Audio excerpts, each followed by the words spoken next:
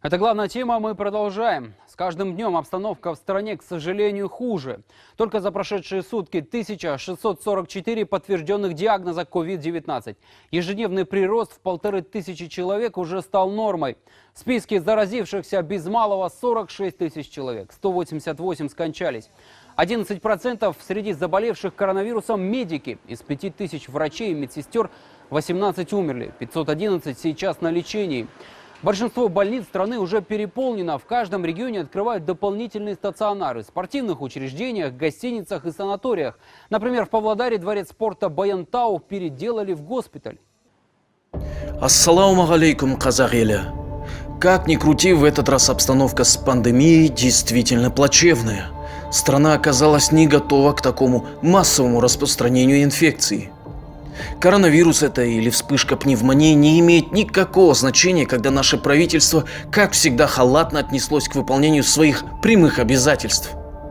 За что Касым-Жомарт Токаев отчитал и сделал выговоры нескольким чиновникам за упущение в борьбе с коронавирусом. Вот только нам от этого не легче. Лекарственных препаратов не хватает, аптеки пустые, больницы переполнены, а про тамошний уход за пациентами и говорить не хочется. Народ в отчаянии, число заболевших и умирающих растет с каждым днем. А тем временем в Нур-Султане возвели монумент в честь первого президента. И в честь его 80-летия в столице прошел праздничный салют. Вот такие реалии нынешнего Казахстана. Но это еще не все. Каждый день жители разных городов жалуются на какие-то выбросы по вечерам. Непонятно, то ли так наши медики борются с распространением инфекции, или это что-то другое. Непонятно. Также среди жителей городов появляются новые версии о том, что вся эта вспышка пневмонии не случайна и имеет место самая настоящая травля народа. Как все обстоит на самом деле, нам неизвестно. И вот по данной тематике от нашего подписчика с Павлодара к нам пришла еще одна теория следующего содержания.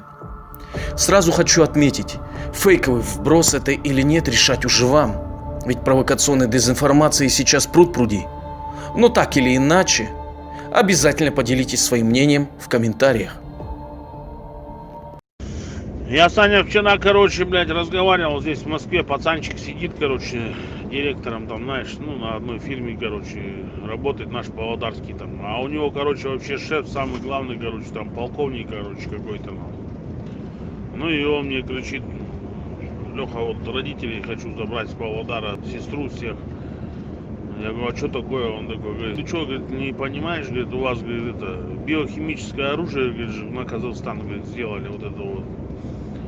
Распыляли все, теперь им, заставляли военные врачи все, сейчас Казахстан проплатит бабки, прилетят, врачи, но делать, нихуя не будут, просто, понты вот этого, что Россия дала врачей, на лечение, помогать лечить больных, но делаться, нихуя не будет. Запустили эту биохимическое оружие, на Казахстан, и на Украину, Вот два государства хотят уничтожить, подопытными кроликами, Сейчас, у вас на 2 недели, закрывают, Казахстан, потом, дадут продукт, а потом, решение в России, везде, что Казахстан до 31 декабря полностью должен закрыться, на карантин 2020 года. Сейчас, золотой запас, будут дербанить, вот это вот, с карантина, видишь, а закрывают и не платят деньги для того, чтобы народ, на 2 недели, закроет, чтобы не сбунтовался, Вот такие вот новости, Баурлар. Но, как я говорил ранее, это не подтвержденная информация, гуляющая по WhatsApp в виде рассылки. Но мы не могли вас не проинформировать. А вот верить этому или нет, решайте сами. Но, как ни странно, российские специалисты, а-ля спасители человечества, сегодня прибыли в Казахстан. Совпадение? Не думаю. Об этой новости уже раструбили все ватные СМИ и паблики в соцсетях. Поэтому давайте понаблюдаем, каковы будут результаты их деятельности. Ванная в инфекционном отделении городской центральной районной больницы города Борисоглебска. Ванна одна, примерно на 30-40 человек, для пациентов с пневмониями и подозрениями на COVID-19. Стены прекраснейшие. И вот в таком вот все состоянии. Люди моются, лечатся. А вот это вот